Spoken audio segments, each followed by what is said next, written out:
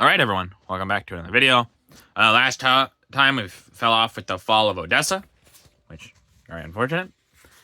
We are now on to Stalino and Tagnarog. Fall to the German hordes.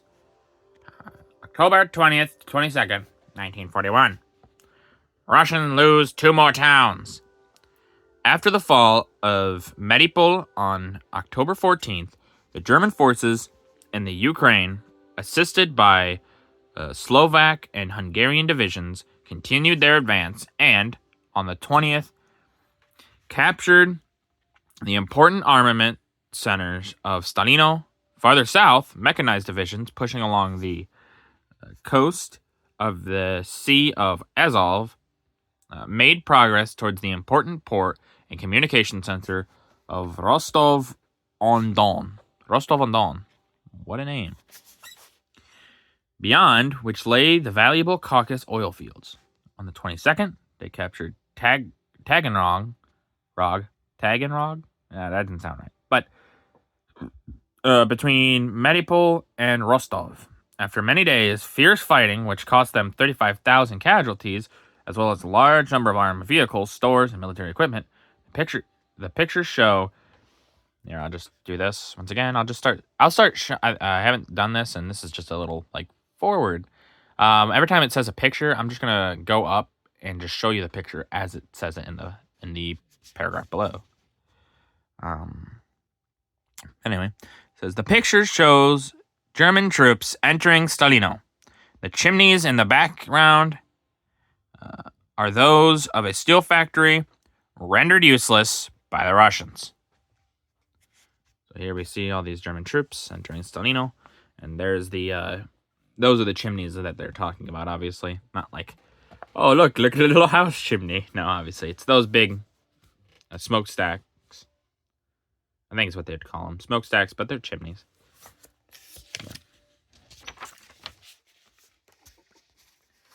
Fall of Kharkov, October 25th to 29th, 1941. While the German armies in southern Ukraine were hammering the way towards Rostov-on-Don, their armies further north were exerting all their strength to reach the great industrial town of Kharkov. The defending forces, however, by repeated counterattacks, managed to slow down enemy progress, but were unable to bring his advance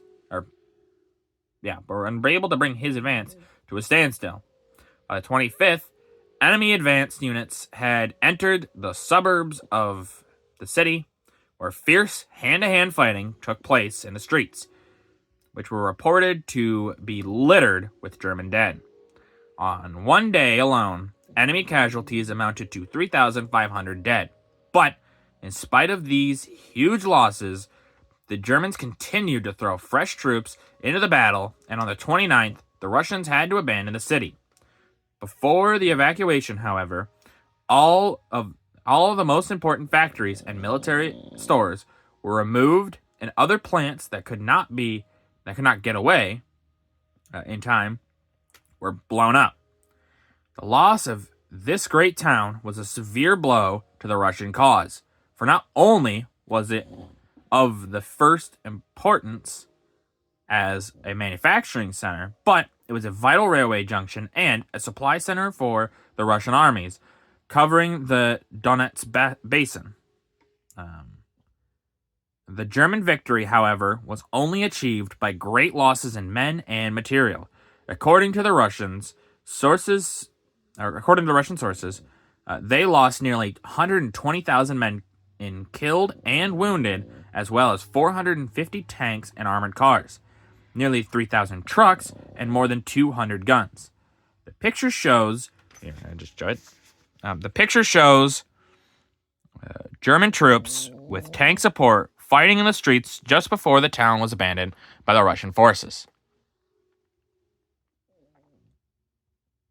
Now you can see all that.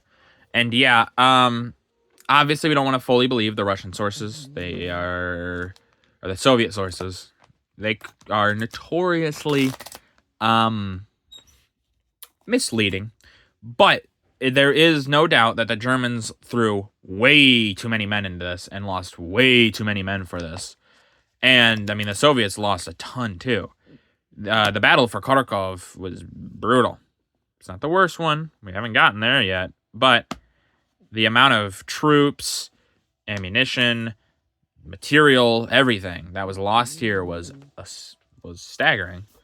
But and it's not even the worst to come, which is something that is just horrible to think about.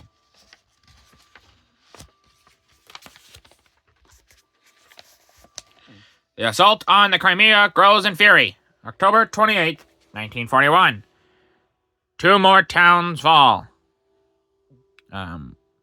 Although the German offensive against the Crimea opened on September 27th, it was not until October 28th that the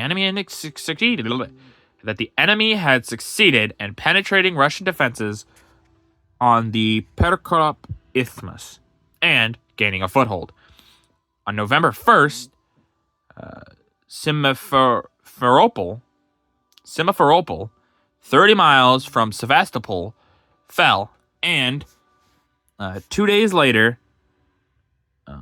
Feodosia. The picture, right here, shows German infantry leaving a trench to launch an attack. Now, doesn't this just look familiar? Obviously, we don't talk about it like we did in World War I, because it didn't happen as much in this war as it did World War I. But yeah, there were trench warfare. Trench warfare never really goes away. It's one of those things of it's super effective at defense, and so people just kind of do it. They build ditches, and then they just sit in the ditches because the ditches are safe. But yeah, they're making an attack very similar to how people did it in the last World War. Get over the top, rush the enemy. A stop on the road to Sevastopol, October 28th to November 3rd, 1941. 30 miles from Sevastopol. When the Nono Germans succeeded in penetrating the Russian defenses on the Pictorial Isthmus, they succeeded in dividing the defending armies into 2 groups, one of which retired towards the great naval base of Sevastopol, and the other towards Kerch. On November 1st, Simferopol fell, and above, German motorized units passed through the town after the surrender. So here's the town of Simferopol.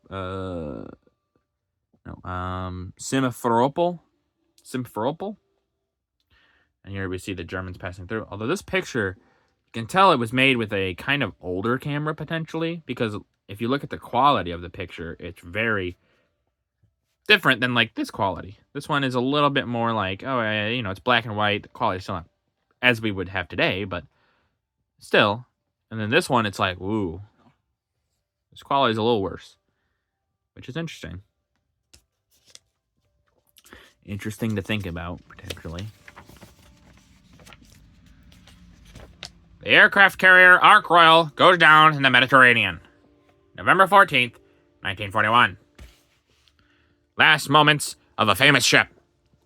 On November 14th, the British Admiralty announced that the 23,000-ton aircraft carrier HMS Ark Royal had been sunk in the Mediterranean by a torpedo from a U-boat. Or by U-boat efforts, my bad. No. Dang it. I messed this up, sorry. By a torpedo from a U-boat, and then its efforts.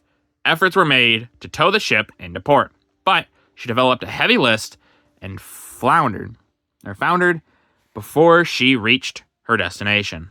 Out of a complement of about 1,600, only 1 man was lost. The picture shows a British destroyer taking off the crew of the doomed ship before she's foundered. So let me see that. There's the destroyer taking the crew off. But yeah, it's good. I mean, if they only lost 1 man, I mean, it's still sad that they lost 1 man, but out of a complement of 1,600, that's not as bad as they could have been. Log of the Ark Royal. HMS Ark Royal, most famous of all the British aircraft carriers, was the third ship of this type to be lost since the war opened. During her career on active service, she had steamed some 205,000 miles and engaged in 32 operations. She served in the Norwegian campaign, participated in the hunt for the Graf Spee, and her aircraft torpedoed the German pocket battleship Bismarck on May 28th. Both Italians and Germans claimed to have sunk her on several occasions. Yeah, very famous, obviously. Very important ship, after all it just said. So the loss of this would be a great blow to the British. It's not the end for them, obviously, or anything like that. It's just one of those things of like, it is unfortunate we lost such a mighty ship, as they would have probably thought. And yeah, the Germans and Italians would have been like, yeah, we sunk her, we did it. But now they actually did. They sunk her. So, very unfortunate. All right, that's going to do it for this video. If you guys liked the video, leave a like. If you didn't, leave a comment. Tell me what I could improve on. I really do appreciate the feedback. And as always, subscribe. We're almost at 1,000, so we're getting there.